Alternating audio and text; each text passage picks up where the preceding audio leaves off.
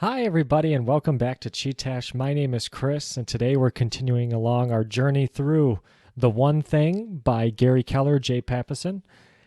Continuing on with Chapter 6, A Disciplined Life, all part of the lies they tell us about focus, about success, etc. Last week we talked about multitasking. This week we're talking about living a disciplined life. Now, I know what you're thinking, and this seems very contradictory because, I think I mentioned it last time. Jocko Willink has a book out there, Discipline Equals Freedom. And I always thought, like, oh, being disciplined is a good thing. Like, you want to be disciplined. But I guess,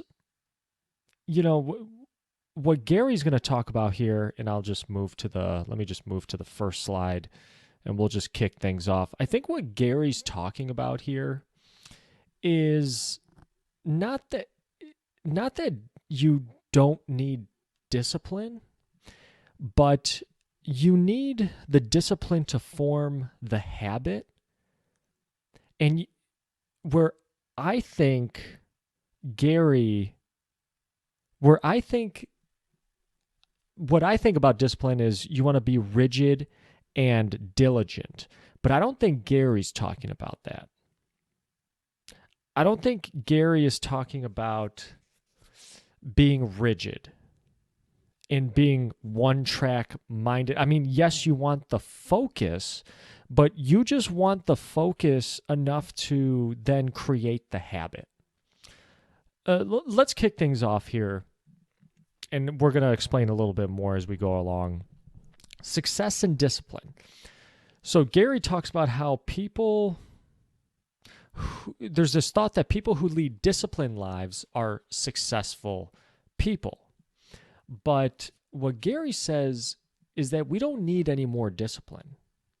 You just need to manage it better. So it's not like overloading this discipline fuel tank to only work on certain things, turn down so many other things to be disciplined to do this one thing. I mean, and listen, like, you do kind of need that. Again, it's called the one thing. You want to focus on your one thing, but it's about managing that discipline better, more so than just adding discipline on top of discipline. Because, hey, listen, you could focus 24 hours a day, 7 days a week, and what ends up happening is you end up getting frustrated because there's not that much progress. And success, what Gary says, success is a sprint fueled by discipline just long enough for habit to take over. So the marathon that you put yourself through by spending hours, not taking any breaks, working on your craft, sometimes you're going to get burnt out. I mean, this definitely happened to me. I used to do stand-up comedy, and I got burnt out from performing 5-6 days a week in front of no crowds, bombing day in and day out. I mean, I got burnt out of it. And eventually I stopped doing it. Right, so success is a sprint fueled by discipline just long enough for a habit to take over. So maybe what I should have done is still had that focus, but focusing it at only the shows where the crowds were. That way I could get that feedback from the crowds instead of going to a bunch of shows where there's no crowds. I'm getting no feedback, and I'm just hammering away. That should have been the habit that I was trying to build. So we need habits, and the habits come about by discipline. Regularly working at something until it works for you. Right? And again, going back to the comedy example, doing the right thing, which would be to perform in front of crowds. You want that feedback. That's where you want to perform. But not everything right. So doing the right thing, not everything right. I felt like I was doing everything right, or trying to do everything right, going out night in, night out, writing a ton, but the crowd wasn't there, so I wasn't doing the right things. Right. And I think that's where Gary say this whole introduction is you could be so disciplined that you're trying to do everything right in your whole life. You're disciplined, but really it's just about doing those little right things to work them into habits and then let the habits take over. Where else have we learned this? How about with winning in mind, with the subconscious mind? You use your conscious mind, take in all the present moment, and you practice to work things into your subconscious mind so that it's just automatic when you need those skills, like in archery, what Lanny talks about. Let's go to the next slide. Selected discipline works swimmingly. So Gary uses the example here of Michael Phelps, who had this selected discipline. So when he was a child, he was diagnosed with ADHD. His teacher said, oh, he can't be quiet. He can't shut up. He's not gifted. Bob Bowman, his swim coach since 11, said he spent a lot of time by the side of the pool for disruptive behavior. So he's got a bunch of things going on in his mind. He's very scatterbrained, but when it came to a discipline and a skill set, he channeled all his energy into that one discipline. And it ended up working out for him. I mean, all those gold medals in all the Olympics, he had more medals than some countries did. And he just ended up, instead of trying to do everything right, he just did the right things. Practicing at swimming. Right? Channeling everything into that one discipline. And here's a paragraph from the one thing. The payoff from developing the right habit is pretty obvious. It gets you the success you're searching for. What sometimes gets overlooked, however, is an amazing windfall. It also simplifies your life. Aiming discipline at the right habit gives you license to be less disciplined in other areas. When you do the right thing, it can liberate you from having to monitor everything. So there's a sweet spot. And again, what I was trying to say earlier, and now I'm finally realizing it on this slide, being disciplined means focusing it like a spotlight on those areas where you want to succeed at, but not in your whole entire life. Again, I feel like you could definitely get burnt out when you try to do that. When you try to do everything right, instead of trying to do these couple right things in the discipline that you're working at. 66 days to the sweet spot. So we talked about how, hey, you want to be disciplined in something enough to the point where a habit forms at it, then it becomes easier. Then it just becomes like an automatic algorithm that you call on when you need it. So the sweet spot here is on average 66 days to form a habit. And Gary talks about how habits use less energy to maintain than to begin. So it's very, very hard to start a new task, right? So let's go something simple like in golf, right? Hitting your 7-iron off the tee, right? And maybe you don't have a great 7-iron. You slice it, you always end up short. So in the beginning, when you start to use your 7-iron a lot, it's very difficult. But then if you can practice, push past those pain points, then it turns into a habit. Now you're using your 7-iron all the time, and now it's taking less physical energy, maybe less emotional energy to be good with your 7-iron. Because again, going back to Lanny Basham, you're starting off very conscious-minded about your 7-iron to the point where it's very subconscious-minded. So there was this study, 2009, University College of London study, where they were trying to look for when a new behavior would become automatic. So what they discovered was it comes when you are about 95% through the power curve. So power curve, I'm assuming this is what it looks. It's figure 7 on page 58. I don't know if you guys can see that in there. This power. Am I pointing? Yep. This power curve up here.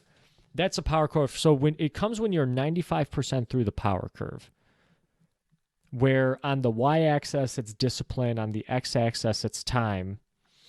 So you got to get through 95% of the time. So it's essentially it takes a while for the daily habit to form. And as the time increases, the amount of discipline it takes decreases until it levels out, right? That's when the habit is formed, when the discipline is leveled out.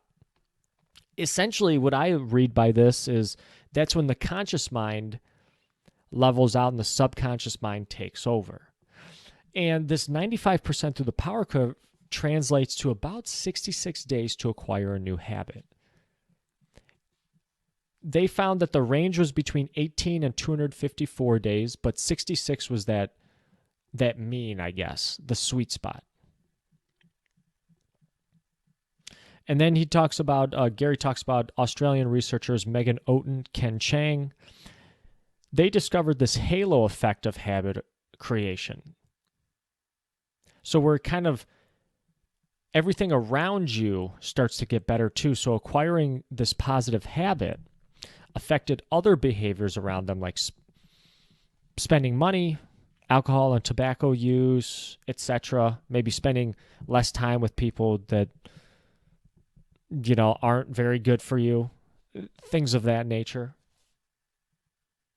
It's why those with the right habits seem to do better than others. They're doing the most important thing regularly, and as a result, everything else is easier.